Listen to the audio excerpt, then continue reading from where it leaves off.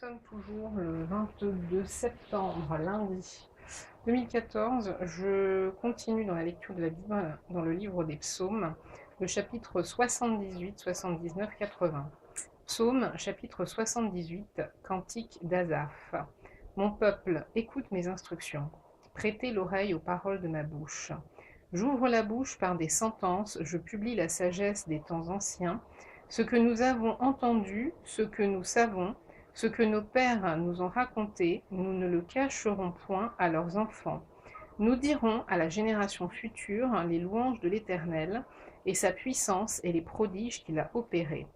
Il a établi un témoignage en Jacob, il a mis une loi en Israël, et il a ordonné à nos pères de l'enseigner à leurs enfants, pour qu'elle fût connue de la génération future, des enfants qui naîtraient, et que, devenus grands, ils en parlassent à leurs enfants, afin qu'ils missent en Dieu leur confiance, qu'ils n'oubliassent pas les œuvres de Dieu, et qu'ils observassent ses commandements, afin qu'ils ne fussent pas comme leur père, une race indocile et rebelle, une race dont le cœur n'était pas ferme et dont l'esprit n'était pas fidèle à Dieu. Les fils d'Éphraïm, armés en tirant de l'arc, tournèrent le dos le jour du combat. Ils ne gardèrent point l'alliance de Dieu, et ils refusèrent de marcher selon sa loi. Ils mirent en oubli ses œuvres, ses merveilles qu'il leur avait fait voir. Devant leur père, il avait fait des prodiges, au pays d'Égypte, dans les campagnes de Tsoan. Il fendit la mer et leur ouvrit un passage. Il fit dresser les eaux comme une muraille. Il les conduisit le jour par la nuée et toute la nuit par un feu éclatant. Il fendit des rochers dans le désert et il donna à boire comme des flots abondants. Du rocher il fit jaillir des sources et couler des eaux comme des fleuves. Mais ils continuèrent à pécher contre lui, à se révolter contre le Très-Haut dans le désert. Ils tentèrent Dieu dans leur cœur, en demandant de la nourriture selon leurs désirs. Ils parlèrent contre Dieu. Ils dirent, Dieu pourrait-il dresser une table dans le désert? Voici, il a frappé le rocher, et des eaux ont coulé, et des torrents se sont répandus. Pourra-t-il aussi donner du pain, ou fournir de la viande à son peuple? L'Éternel entendit, et il fut irrité. Un feu s'alluma contre Jacob, et la colère s'éleva contre Israël, parce qu'ils ne crurent pas en Dieu, parce qu'ils n'eurent pas confiance dans son secours. Il commanda aux nuages d'en haut, et il ouvrit les portes des cieux. Il fit pleuvoir sur eux la manne pour nourriture. Il leur donna le blé du ciel. Ils mangèrent tout le pain des grands. Il leur envoya de la nourriture à satiété.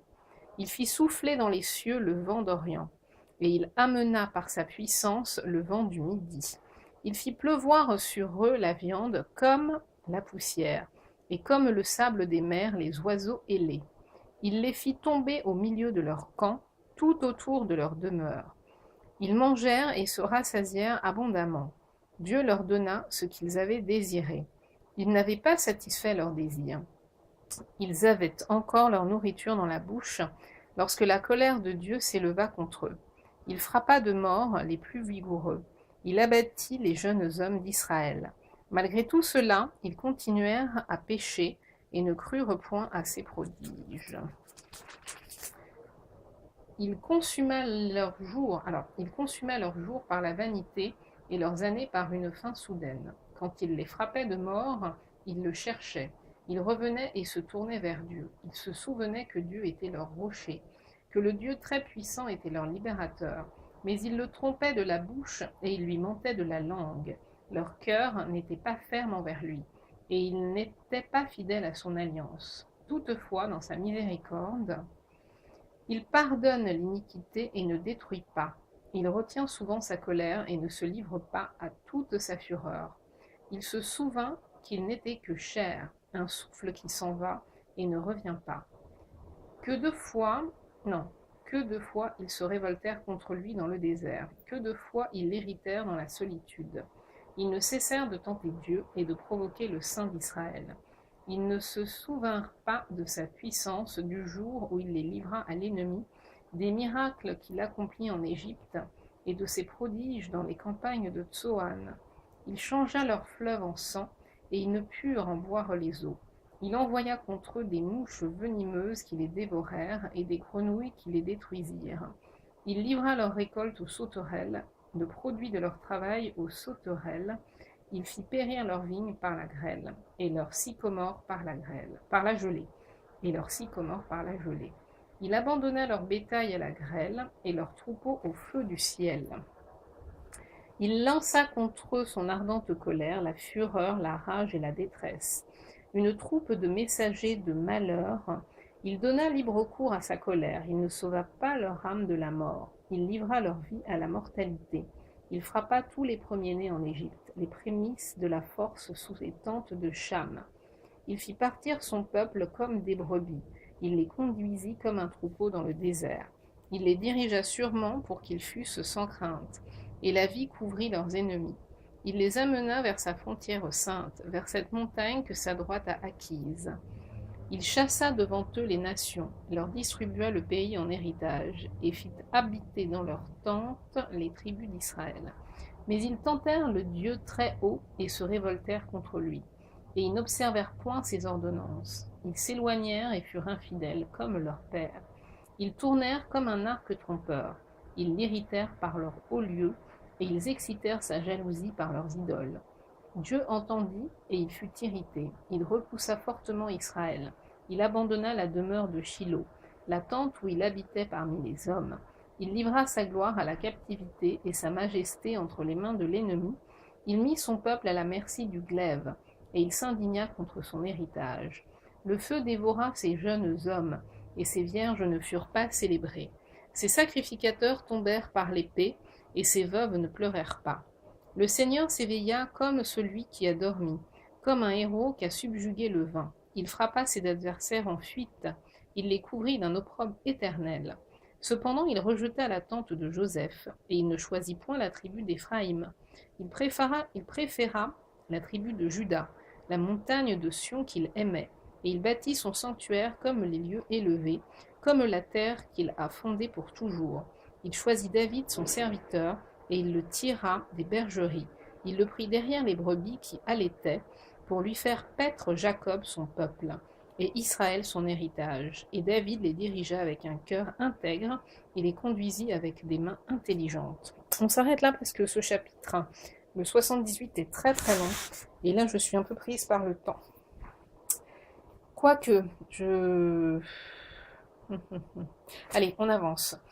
Chapitre 19 du livre des psaumes. 79, psaume d'Asaph. Ô Dieu, les nations ont envahi ton héritage. Elles ont profané ton saint temple. Elles ont fait de Jérusalem un monceau de pierres. Elles ont livré les cadavres de tes serviteurs en pâture aux oiseaux du ciel. La chair de tes fidèles aux bêtes de la terre. Elles ont versé leur sang comme de l'eau tout autour de Jérusalem. Et il n'y eut personne pour les enterrer. Nous sommes devenus un objet d'opprobre pour nos voisins, de moquerie et de risée pour ceux qui nous entourent. Jusques à quand, Éternel, t'irriteras-tu sans cesse, et ta colère s'embrasera-t-elle comme le feu? Répands ta fureur sur les nations qui ne te connaissent pas, et sur les royaumes qui n'invoquent pas ton nom, car on a dévoré Jacob et ravagé sa demeure. Ne te souviens plus de nos iniquités passées, que tes compassions viennent en hâte au-devant de nous, car nous sommes bien malheureux. Secours-nous, Dieu de notre salut, pour la gloire de ton nom. Délivre-nous et pardonne nos péchés à cause de ton nom. Pourquoi les nations diraient-elles, où est leur Dieu?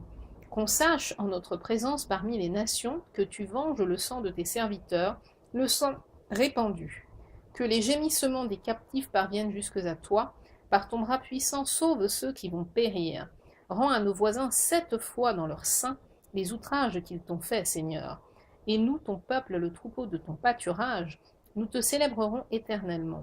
De génération en génération, nous publierons tes louanges. Chapitre 80. Au chef des chantres, sur les lys lyriques d'Asaph, psaume. Prête l'oreille, berger d'Israël, toi qui conduis Joseph comme un troupeau. Parais dans ta splendeur, toi qui es assis sur les chérubins. Devant Éphraïm, Benjamin et Manassé, réveille ta force. Et viens à notre secours. Ô Dieu, révèle-nous. Fais briller ta face et nous serons sauvés. Éternel Dieu des armées, jusque à quand t'irriteras-tu contre la prière de ton peuple? Tu les nourris d'un pain de larmes, tu les abreuves de larmes à pleine mesure. Tu fais de nous un objet de discorde pour nos voisins, et nos ennemis se raillent de nous. Dieu des armées, relève-nous, fais briller ta face, et nous serons sauvés. Tu avais arraché de l'Égypte une vigne, tu as chassé des nations, et tu l'as plantée. Tu as fait place devant elle, elle a jeté des racines et rempli la terre. Les montagnes étaient couvertes de son ombre, et ses rameaux étaient comme des cèdres de Dieu. Elle étendait ses branches jusqu'à la mer et ses rejetons jusqu'au fleuve. Pourquoi as-tu rompu ses clôtures, en sorte que tous les passants la dépouillent? Le sanglier de la forêt la ronge, et les bêtes des champs en font leur pâture. Dieu des armées revient donc. Regarde du haut des cieux et vois, considère cette vigne. Protège ce que ta gloire a planté, et le fils que tu t'es choisi. Elle est brûlée par le feu, elle est coupée.